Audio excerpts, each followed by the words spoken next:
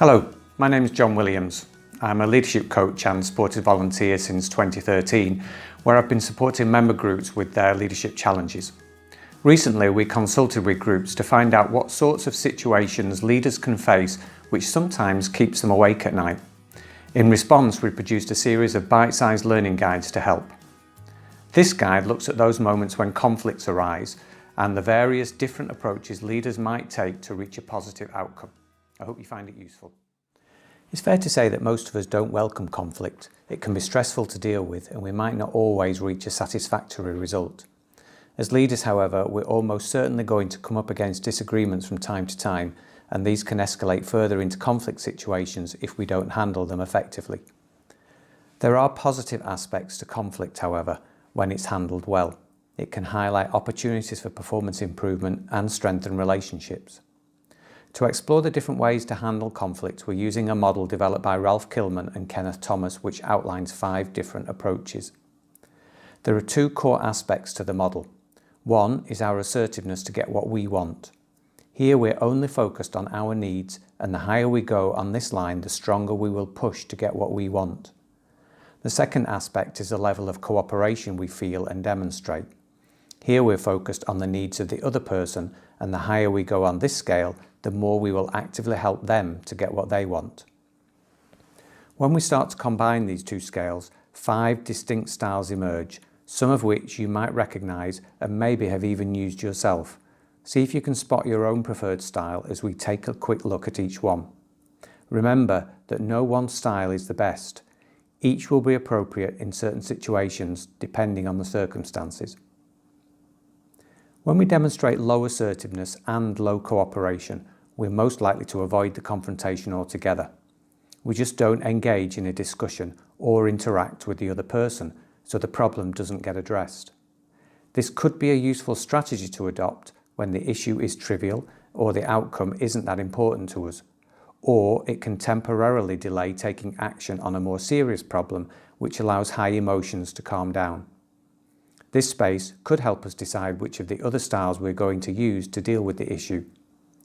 If we use this style too much, perhaps hoping the problem will go away on its own, we run the risk of storing up bigger problems for the future. When we deal with a conflict more assertively, maybe at the expense of the other person's agenda, then we get into a competing situation. Here we're only pushing for what we want, and it could be a good style to use when an outcome is really important to us. A cost, however, may be that the other person will feel overpowered, and in the long term, if we overuse this strategy, may not want to continue to interact with us. On the flip side, if we assume a highly cooperative position and put the other person's needs first, then we're accommodating them. This is a useful approach to smooth things down and can clear a path through a difficult situation, or if the other person needs this particular outcome more than us. Also, if their idea is better than ours, it could be in everyone's best interest to go along with it. In the longer term though, if we get into a habit of always adopting an accommodating style, we may get a reputation of being weak. Around the middle of the model is a compromise approach to handling the conflict. Here, each party agrees to give up some of their needs in order to find an acceptable middle ground. In a short-term situation, this can get things moving again, but it will leave neither party totally satisfied with the outcome, and the original conflict may re-emerge further down the road. Finally, there's a collaborative style to resolving conflict. This is where both parties agree to work together creatively to find a way to meet both parties' needs. When used effectively, this style is likely to lead to the best outcome for both and strengthen the relationship. But it could take some time to work through a range of options, and the process could be complex.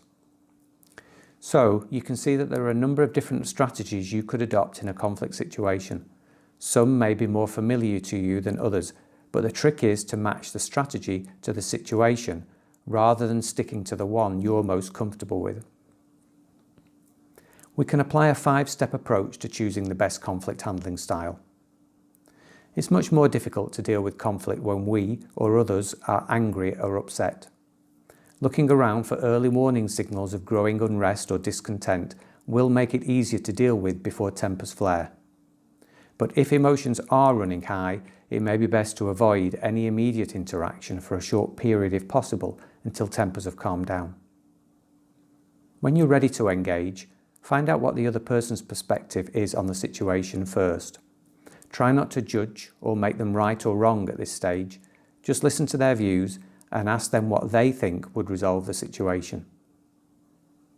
Next, take a moment to reflect and consider your own view of the situation.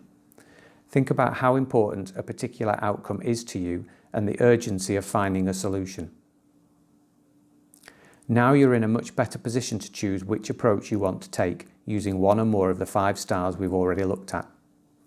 For example, if it's not important to you but very important to the other person, you might choose to accommodate.